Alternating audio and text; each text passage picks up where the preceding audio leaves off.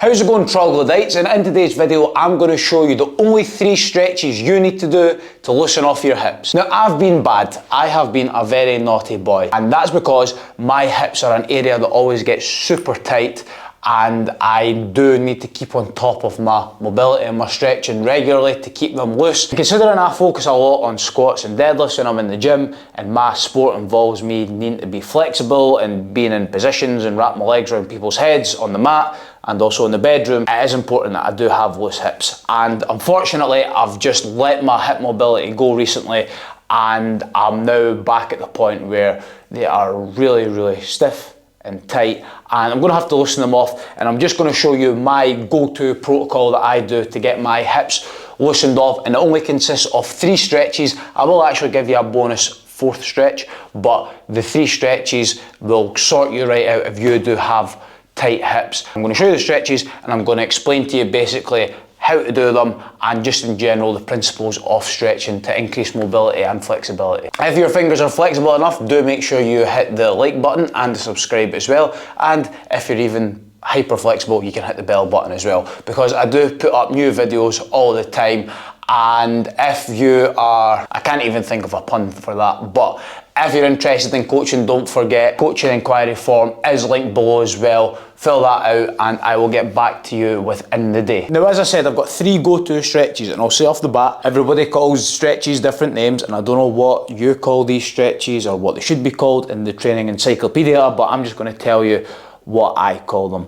I actually don't even name them. So first stretch is going to be an ankle wedge. So what you're going to do, you're going to lie flat on the ground like so. You're going to leave one foot on the ground, lift one foot up, wedge your ankle against the top of your knee, and then all you're going to do is just push against your knee on the inside here, so you're getting a nice stretch down here. I'm actually that stiff just now that this is actually pretty tight for me, but if I wanted to make it a little bit more intense, I would bring this back foot in a little bit and then just push it and apply a little bit more pressure here and get a nice stretch. This is obviously super simple and easy to do, and obviously you would take time to do it both sides, and the advantage of this is that you get to kind of spend a little bit more time on each side individually. And you can actually intensify this once again by putting your foot up and putting it on some sort of raised surface like a wall or a chair or anything else or whatever, and putting your wedge on now, and that's just going to make the stretch even deeper. And what you want to make sure that you do here as well is that you don't lift your lower back off the ground, and you get it to a point where your lower back does stay on the ground, and then you're just pushing against your knee here and getting a nice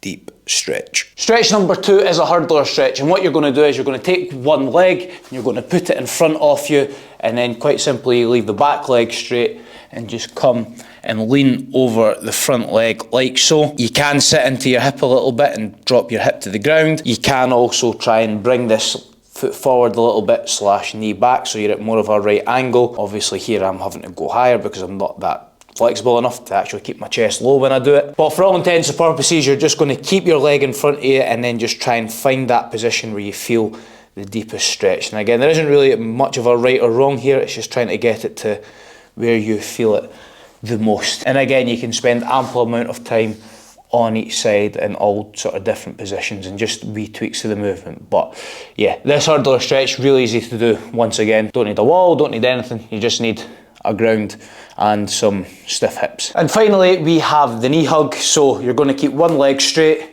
you're going to pick one leg up, bring it over your body here, and then you're just going to hug it into your body. I like to take the opposite arm and wrap it all the way around and give it a nice hug and pull it nice in. You can let the foot come off the ground a little bit. Try and think about bringing the top of your knee into your chest, and you should feel a deep stretch right at the side of your glutes there. You can see here I'm actually a bit more mobile on this side, so this foot's coming a bit higher off the ground and I'm able to pull it in even further, and you can almost think about bringing this foot as far up your sort of hip as possible rather than down at your knee here like that. Just hug it nice and tight in the way, and and you can also intensify it as well and change the stretch slightly by taking your other arm across and just helping bring that in. Now that's your 3 stretches, but I'm going to give you a bonus one that's not strictly like the outside of your hips, but assuming your hips are tight, you may be struggling to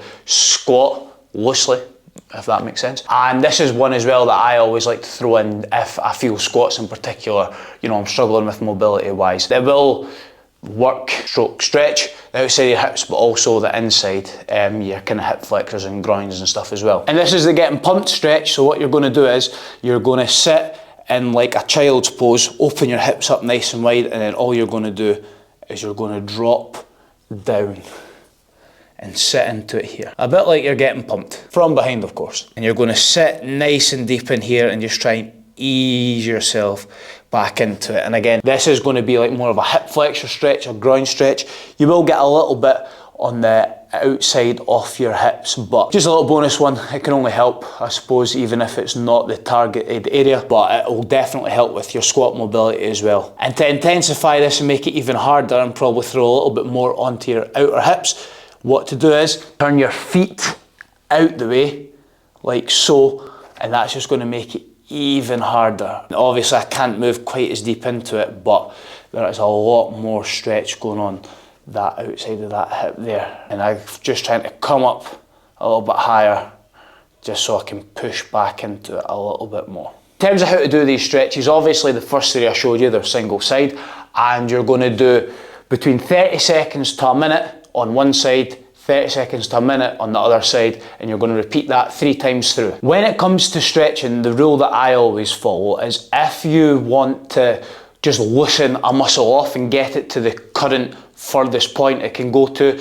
you have to hold a stretch anywhere between 10 seconds to 30 seconds. But if you want to actually increase the range that the muscle can go, you've got to hold your stretches from anywhere between 30 seconds to a minute, because it's at that point where the muscle and the joints is going to ease off to actually get you into a new range. So don't just think you're going to lie down and you're going to do this for like 10 seconds and then go, oh yeah, and then that's you're going to be all loosened off. You do have to put a wee bit more time and attention into it.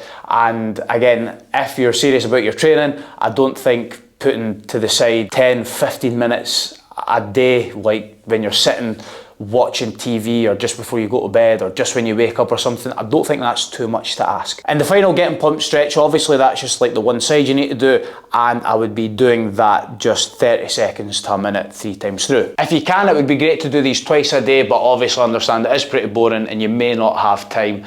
But again, you can add it into your warm-ups, you can add it in your cool downs at the end of sessions, and just generally when you're just farting about the house, playing the PlayStation, watching the TV or whatever. That's the advice that I give to my clients anyway. So that's it, 3 very simple stretches, but please believe me, you do them consistently and give it a few weeks and you will notice a massive difference in your hips. Especially if you are somebody who does a sport, a combat sport, BJJ, then you'll know yourself how important it is to have loose hips. And that's why I need to get back on this, because there's been several times on the mat in the last few weeks where I've been thinking to myself, if I was a bit more mobile through my hips, I would have got out of that position or got into that position or been able to tap somebody a little bit easier. That's all from me. You know where all the usual links are. Social media is in the link below. Give me a follow on there, because as I've said before, this YouTube page, although it is growing, it is just an extension of my Instagram, and you'll see all my actual coaching videos and normal things on there on a daily basis. Inquiry forms there below as well, so don't forget to give that a little fill out if you do want coaching. There's more cool stuff down there as well, but I will leave it at that. Hope you all have a fantastic life, and I will see you in the next video unless you die.